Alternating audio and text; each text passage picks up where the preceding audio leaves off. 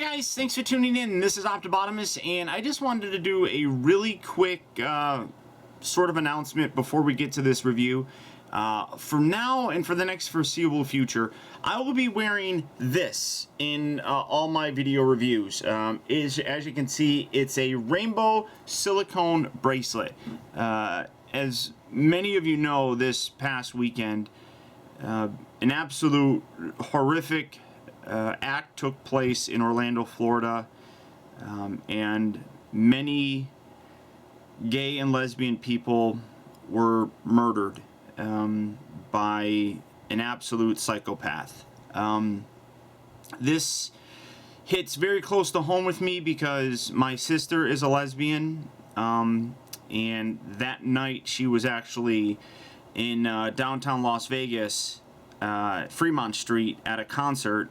And it got me thinking that it could happen there, and this could happen anywhere to anyone, for any reason. But it just so happened that this particular person had so much hate in him that he shared it with the rest of the world and killed a bunch of innocent people that were just trying to have fun.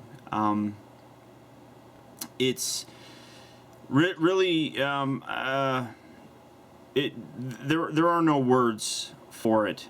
I'm angry, I'm frustrated. The world is not a very fun place sometimes, and just as my way of showing support to the LGBTQ community, I wanted to wear this. So, like I said, in my future reviews from now going forward, I'm not going to say that I'm always going to be doing it, but I just wanted to explain where this came from, why it's there. I'm not gay myself. I very much like women. But there's nothing wrong with being gay. Period. Your life is your life, and if your life doesn't match with someone else's life, you don't kill them. Plain and simple. Yeah, that's about it. Just a little FYI for you guys. So, let's get to the video review.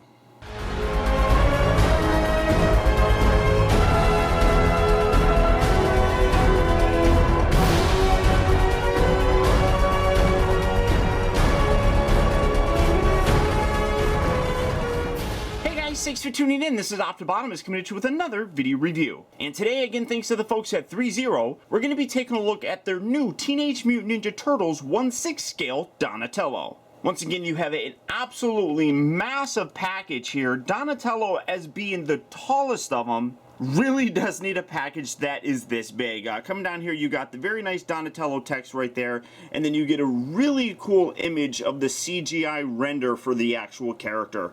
I mean, you can see a lot of the real cool stuff that is actually put on this figure, and I'm really very excited. You got the purple that kind of goes around here as well. You got Teenage Mutant Ninja Turtle down there on the side. You come up to the top, and much like Raphael had this, all of the turtles actually do feature this as well. Donnie here has his purple bandana, and then you got his bow staff there kind of on the back. On the back of the package, you got that same Donatello text with some more purple. You come down, and then you got a bigger sort of representation of the Teenage Mutant Ninja Turtle movie logo. Or I shouldn't say logo, but it's the title for the film. On the bottom section here, you have various warnings. You have, obviously, ThreeZero, Nickelodeon Studios, all that kind of stuff. The actual figure on the inside is held in there by just a simple clamshell, but it is nicely protected. So for the package on this guy, that's about it for it. So without further ado, let's get this guy out here and see how cool he actually is. Alright guys, so here we have Donatello opened up and out of his packaging.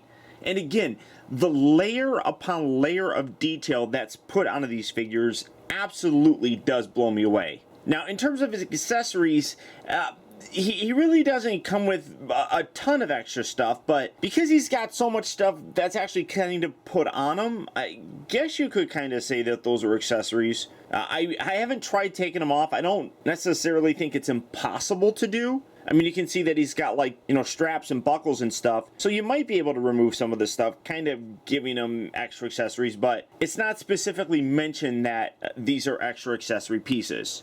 He does come with a couple extra hands. He comes with a pair of just kind of relaxed hands that really aren't, I wouldn't say really a punching hand, because they're just kind of bent right here. And I don't really think that, you know, Donnie would be punching a lot, but I love the paint detail on here. You can see throughout the entire body, he actually does have a lot of these spots, and the hands have it as well, which looks really cool. He does have both a right and left hand that is designed to hold his bow weapon, sort of. It's kind of weird. It's not necessarily, you know, the classic bow staff we're used to, but it's a stick, and you have a right and left hand that is designed to hold it. Obviously, the right hand is on there right now. Here's the left one, and again, you got that same paint detail on there with the little spots and such. And then he comes with just kind of a relaxed open hand like you see here on his left arm. He does come with a right one as well. So he gets 3 pairs of hands, which is pretty nice. And I like how these are kind of in a position where it would look like he's using a computer, you know, typing on it or something. Really very nice. And then he does come with 2 extra extensions for his bow staff. Now, sliding this out, you can see that you can remove these, and without those in there, you just got this standard kind of bamboo sort of looking stick. You got some nice wear marks on there. You got a little lever right here, which really doesn't do anything on here, but what it basically would do is you would have these, and in the film it was basically spring-loaded, so you would have those attached to it, and then he would flip that little switch, and then they would extend outward even further, giving him, you know, a wider range to fight with. So you can really make this a very long piece. I mean, that is really quite large when you look at it. I mean, it's way bigger than he is, you know, and if you're going to have him in a fighting pose or something like that, you could definitely do it. I personally, I mean, that was kind of a weird thing in the movie. I mean, it's something that Donnie would totally do, you know, modify his weapon. It makes absolute sense. But for me, this is a real good size. I mean, it's a little bit shorter than he is. I think that works real nice just as a kind of generic weapon. But all in all, really very cool that they come with, or I should say he comes with the ability to, you know, kind of expand his weapon. And then, like I said, you got so much extra detail on here. Well, now they actually do have these pieces that you do have to put in. You got 3 little holsters right here on the side, and basically what you have are little tablets. It's kind of hard to see them. I mean, they're just black plastic, and you got a very nice glossy surface right there, and then you can see there at the bottom you have like a little home button or something like that. So he comes with a total of 3 of these that, like I said, just holster right there on 3 different compartments on this little belt thing here. So just put that down there. So you have one right there. You come around here to the other side, you got one that's kind of in the back, and then another one that's on his opposite side. They're all the exact same. Again, and just, you know, cool that, you know, you include that on there, because it's obviously very accurate. And coming up here to look at the detail, there's the backpack, and I really should not even focus on that just yet, because there's so much there. He does come with his glasses. A lot of people don't like them. You can remove them if you want, and then you got his really nice blue eyes, which is actually really cool. But you got his glasses, which do have a very Steve Urkel kind of look to them. You got the tape kind of going there in the middle. They're brownish and black. Very classic, almost 80s kind of glasses. I really actually do like these. And then he does have this piece right here that has a whole bunch of different little gizmos on there. You got a little like GoPro camera right there. He's got his little headphone things right there. His microphone, the little goggles that allow him to, you know, not X-ray, but like zoom in on things. So you just take this, and then you kind of take all his little bandana pieces here, tuck them underneath the back section here, get all that out there, and then you just bring it down, get that there. Did I miss one? Yeah, I did.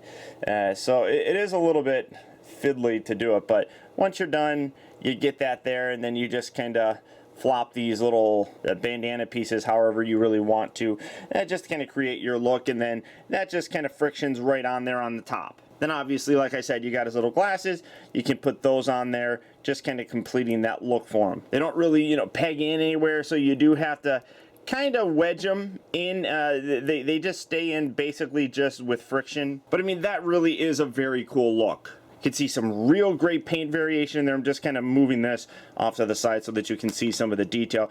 You can definitely see all those little spots like I was talking about throughout the entire body. You can see that he's got a kind of lighter green here on the top of his head coming around to the actual back, and then you can see a little bit more of a brown look here for the mouth area. Now that's one thing that kind of sets me off. I don't necessarily remember seeing that in the film. I don't think it looks bad. I thought it was kind of weird when I first saw pictures, but it kind of makes sense here when you're looking at the actual figure. All the turtles do kind of have that, so I would imagine that that's, you know, the way that the CGI and stuff kind of was. I mean, we did see it when it was fairly dark, so it's something that's definitely a possibility.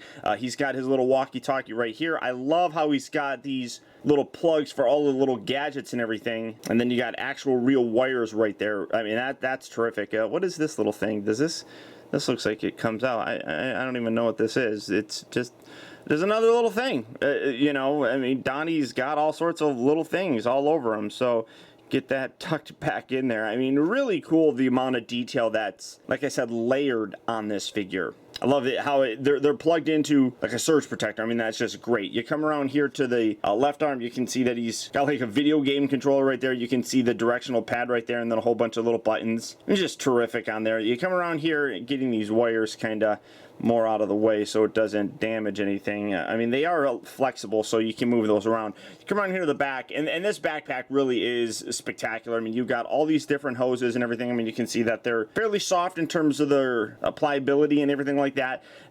What they all do here, I have no idea. You got a little antenna here. You got like a little radar dish right up here. You got what looks like a little Nokia cell phone right there. I mean, and again, real nice paint detail put throughout there. You got those wires that still connect to different parts, and then you can see that what actually powers all of this are a whole bunch of solar panels that he has kind of wrapped around him. You got like a solar panel here, you got one here on that side, you got one here on his back. I mean, 360 degrees of solar panels, which is ingenious. I mean, again, you know, that's the ingenuity of Donatello, and they really captured that here in both the figure and even in the new, you know, movie series. I think it's absolutely terrific. Then you come down here, you got his knee pads, you got some little padding bits kind of down here on his shins, you got his shoes, and then again, you can see that, I mean, some people didn't really like the portrayal of him. I mean, he's very tall, he's very skinny, he wears glasses.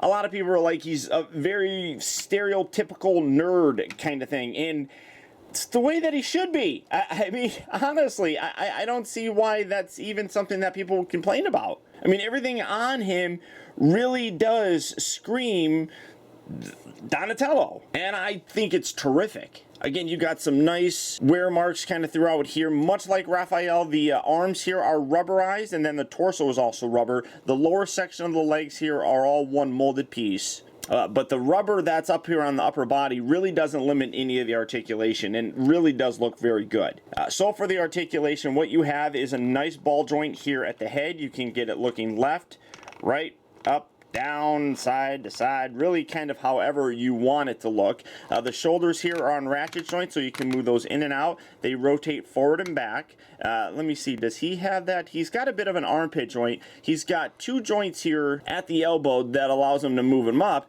and then, yeah, it does, yeah, he does have the rotation here as well. I'm trying to do it without moving the actual shoulder here, but again, there's so much stuff here, so it does feel like he's got a bicep swivel without rotating the actual shoulder section, so you do get that little bit of range of motion like I was showing on Raph, which is really very nice. The wrist here around ball joints, so you get a nice range of motion. Again, I like how that this is in a kind of computer keyboard sort of, you know, position. It just works perfectly for this type of character.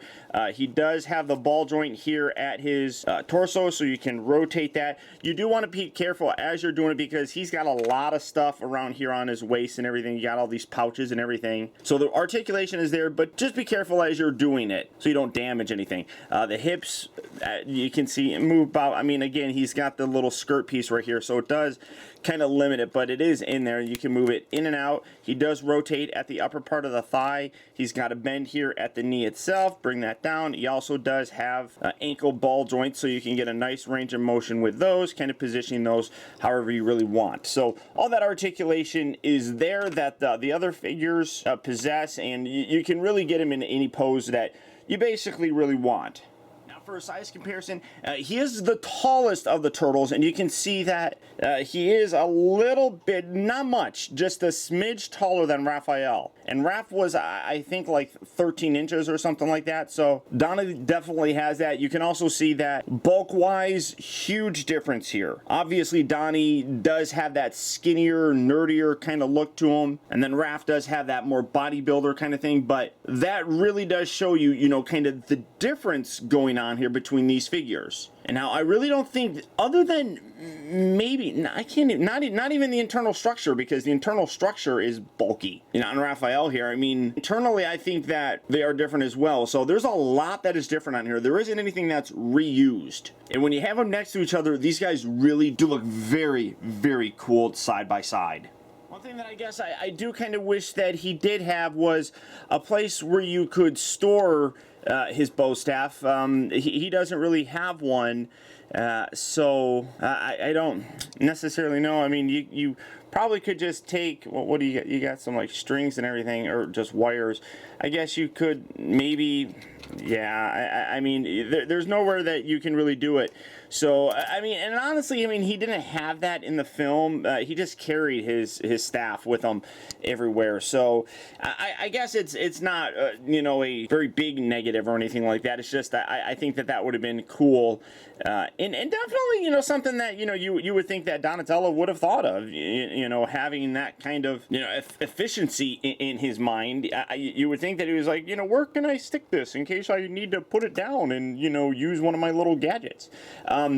But these guys, again, really are terrific looking. The amount of detail, the paint variations, everything on here just really does absolutely impress me. It has this, like I said, layering of different things on here, which really does come out looking wonderful. 2 figures into this whole series, and I could not be more impressed. These really did just completely blow me away. I mean, I am very familiar with a lot of 1/6 scale figures, and ThreeZero has done an amazing job with these turtles. Now again, whether or not you want to pick them up depends on whether or not you like that whole Bay Turtle sort of look. I don't mind it whatsoever. So these were definitely figures that I knew that I wanted to have. If that's you, they are available at Sideshow Collectibles. So all you have to do is click on the link down in the video description. You'll go to Sideshow where you can check out availability on this as well as the rest of their 1/6 scale Ninja Turtle figures.